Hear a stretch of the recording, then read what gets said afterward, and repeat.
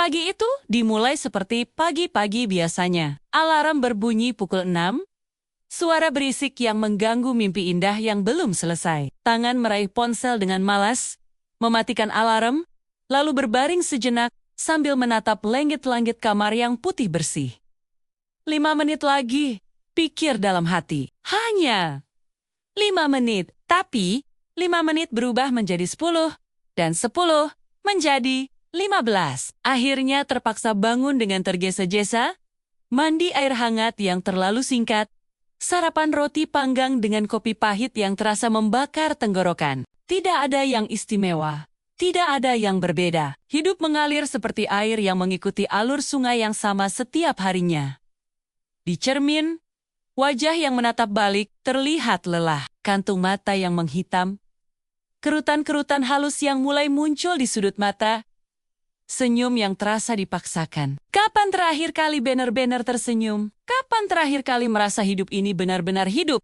Bukan hanya sekedar bertahan. Perjalanan ke kantor memakan waktu 45 menit dengan kereta. Duduk di kursi yang sama, di gerbong yang sama, melihat wajah-wajah yang sama. Ada pria berkacamata yang selalu membaca koran bisnis, wanita muda yang sibuk dengan ponselnya, lansia yang menatap kosong keluar jendela, mendengar suara roda kereta yang berderit di rel besi yang sudah berkarat. Dunia terasa abu-abu, monoton, seperti film hitam putih yang diputar berulang-ulang tanpa henti. Di kantor, tumpukan dokumen menunggu di meja seperti monster yang tidak pernah kenyang. Email yang belum terjawab sudah mencapai ratusan. Meeting yang membosankan dijadwalkan back-to-back sepanjang hari. Rekan kerja yang berbicara tentang target penjualan dan laporan kuartalan dengan wajah-wajah tegang. Kehidupan korporat yang mencekik leher perlahan-lahan, memeras energi sedikit demi sedikit, hingga tidak tersisa apa-apa selain tubuh yang lelah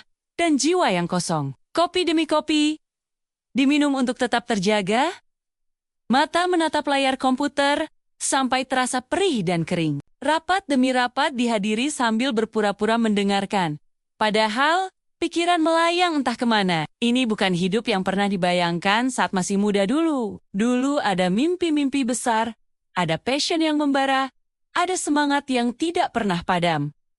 Sekarang, hanya rutinitas yang mematikan pelan-pelan. Tapi kemudian, tepat pukul 10:30, telepon berdering. Bukan nada dering biasa dari klien atau atasan yang menyebalkan, tapi nada dering dari rumah. Jantung tiba-tiba berdetak lebih cepat.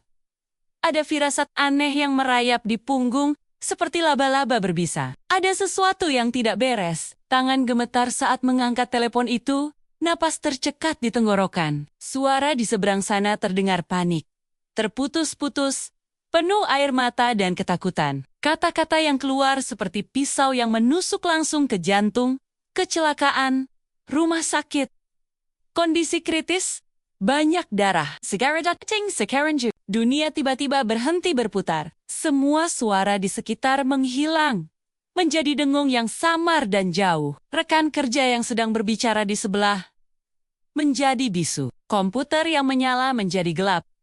Dokumen-dokumen di meja menjadi tidak berarti. Kaki bergerak otomatis, berlari keluar dari kantor, menabrak orang-orang di koridor, tidak peduli dengan teriakan dan umpatan yang tertinggal di belakang. Tas tertinggal, jaket tertinggal.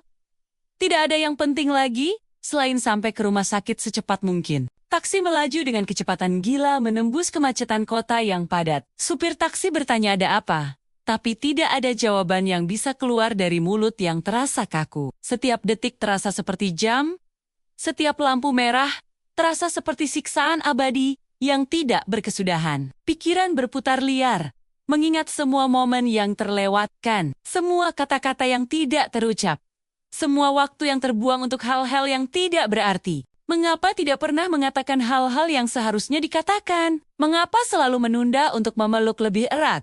Untuk mencium kening dengan penuh kasih sayang. Mengapa pekerjaan selalu menjadi prioritas utama, sementara orang-orang yang dicintai hanya mendapat sisa-sisa waktu yang tersisa? Minggu lalu ada permintaan untuk makan malam bersama, tapi ditolak karena ada deadline. Bulan lalu ada undangan untuk jalan-jalan ke taman, tapi diabaikan karena terlalu lelah. Tahun ini sudah hampir habis. Dan berapa banyak waktu berkualitas yang benar-benar dihabiskan bersama. Koridor rumah sakit berbau antiseptik dan kematian yang menusuk hidung, lantai marmer yang dingin memantulkan langkah kaki yang bergema seperti ketukan palu hakim, lampu neon yang terlalu terang membuat mata perih. Perawat berlalu lalang dengan wajah-wajah tanpa ekspresi. Sudah terbiasa dengan drama kehidupan dan kematian yang terjadi setiap hari di tempat ini. Mereka tidak tahu bahwa untuk setiap keluarga yang menunggu, dunia sedang runtuh. Di ruang tunggu, keluarga berkumpul dengan wajah pucat dan mata sembab yang merah. Tidak ada yang berbicara, karena tidak ada kata-kata yang cukup untuk mengisi keheningan yang mencekam. Hanya isak tangis yang tertahan, napas yang tersendat, dan doa-doa sunyi yang dipanjatkan ke langit, memohon keajaiban yang mungkin tidak akan datang. Tangan-tangan saling menggenggam, mencari kekuatan satu sama lain. Waktu bergerak sangat lambat di ruang tunggu rumah sakit. 1 jam terasa seperti 1 hari. Setiap kali pintu ruang operasi terbuka, semua kepala menoleh dengan harapan dan ketakutan yang bercampur aduk. Tapi bukan dokter yang ditunggu. Hanya perawat yang lewat untuk urusan lain. Akhirnya, setelah yang terasa seperti kekekalan, dokter keluar dari ruang operasi dengan masker yang masih menempel di wajah. Scrubsnya bernoda darah. Wajahnya terlihat lelah. Ekspresinya sulit dibaca. Tapi matanya menceritakan segalanya. Ada jeda panjang sebelum kata-kata keluar dari mulutnya.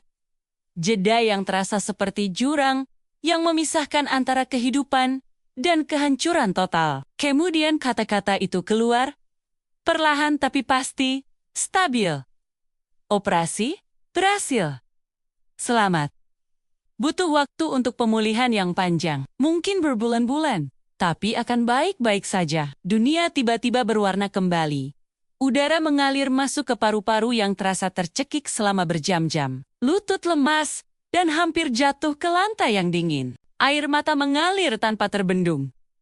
Bukan air mata kesedihan, tapi air mata syukur yang terdalam dari lubuk hati yang paling dalam. Hidup baru saja memberikan kesempatan kedua.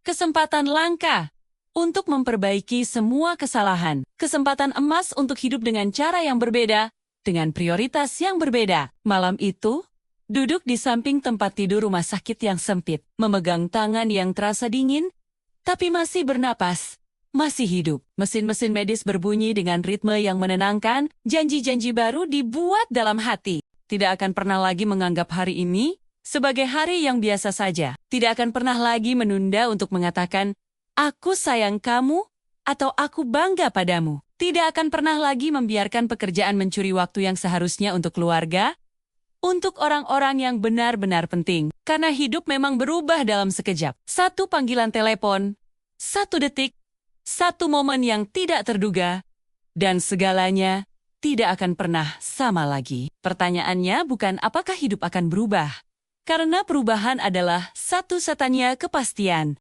Pertanyaannya adalah, apakah kita siap ketika perubahan itu datang seperti badai? Dan lebih penting lagi, apakah kita akan membiarkan perubahan itu mengubah kita menjadi lebih baik, lebih bijaksana, lebih penuh kasih sayang, atau justru menghancurkan kita menjadi kepingen-kepingen yang tidak bisa disatukan lagi? Fajar menyingsing di jendela rumah sakit. Cahaya orange keemasan menembus tirai putih yang tipis, membawa harapan baru dan kehidupan yang baru. Kehidupan yang tidak lagi abu-abu dan monoton, tapi penuh warna-warni dan makna yang mendalam. Karena sekarang, setiap detik dihitung dan dihargai. Setiap napas disyukuri dengan sepenuh hati.